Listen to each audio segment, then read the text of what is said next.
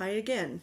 In this video, I want to talk about how this happened, right? So this information is about what kinds of skills scammers use to hook people in.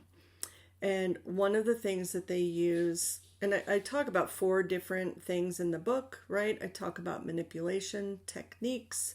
I talk about persuasion techniques, biases that we have, and biases are the way our brain naturally works, right? And a lot of times we have to try and overcome these biases.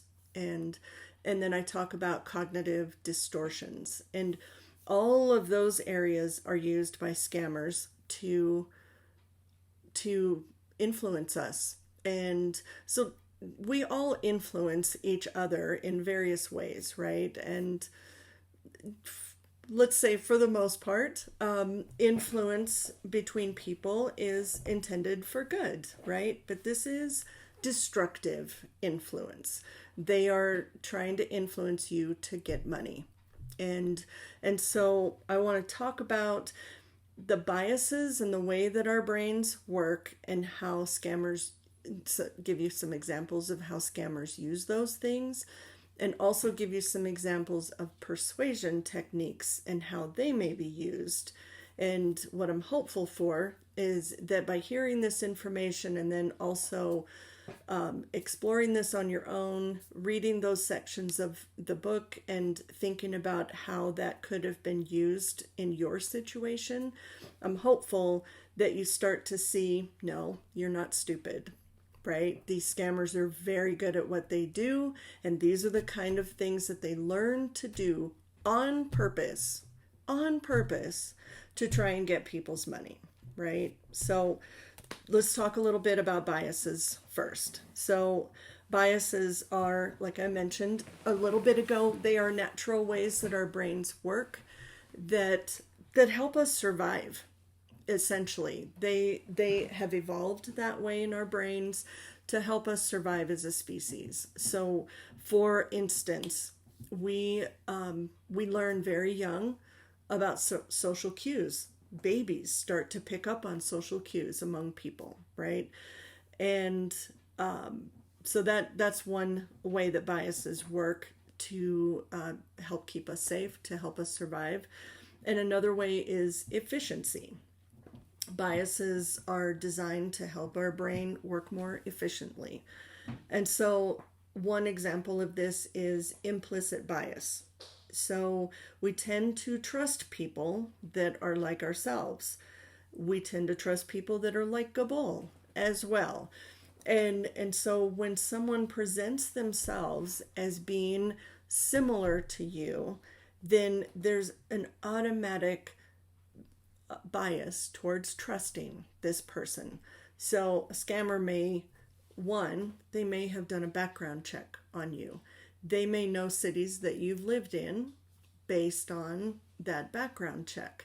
And so, for instance, I grew up for a time in Mesa, Arizona, right? So if I'm talking to someone and they know already that I lived in Mesa for a time, right? They may mention Mesa, Arizona, and my natural response is, oh, really? I spent some time in Mesa when I was a kid. What part of Mesa did you live in? Right? And they may be ready with an answer to that.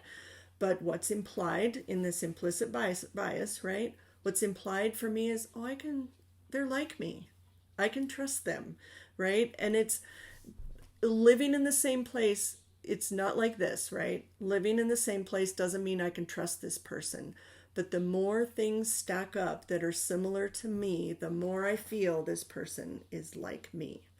They purposely use these kind of things to start to gain your trust very early on in the relationship. Another thing that they use is mirroring. And this goes along with the implicit bias, right? So I may give off cues to what my values are, to different things that I like, right? And this person is going to pay attention to those and mirror them back. if they get a hint about a value of mine, that justice is an important value for me, right? That there should be justice for people, then they may say something that implies that, and notice my response, which is probably going to be very strong. And that strengthens a bond between us because I feel that this person is similar to me through that. So persuasion techniques. One persuasion technique is to get small yeses early on and start building up.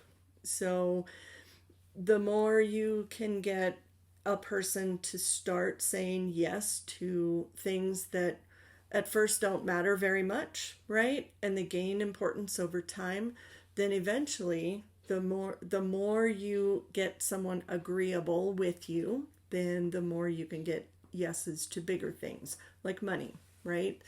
And so that is one, it's a long term, it's a long game, right? But this person is gaining little yeses at first and then work up to bigger things. Another is reciprocity. So, and this, I'm thinking of romance scams in a way, right? But there are some scams that are built on, oh, I'm going to send you this check, but once you get it, then for whatever reason they fabricate, they need a portion of that back. But the scam is actually that their check bounces and the money you give them is yours. So at any rate, reciprocity is something that builds relationships naturally, right? When we meet someone and we start to get to know them, then eventually some reciprocity starts to happen. There's give and take. I do things for you and you do things for me, right? And scammers will use reciprocity as a tool to get you started giving and giving and giving to eventually work up to big things like money, right?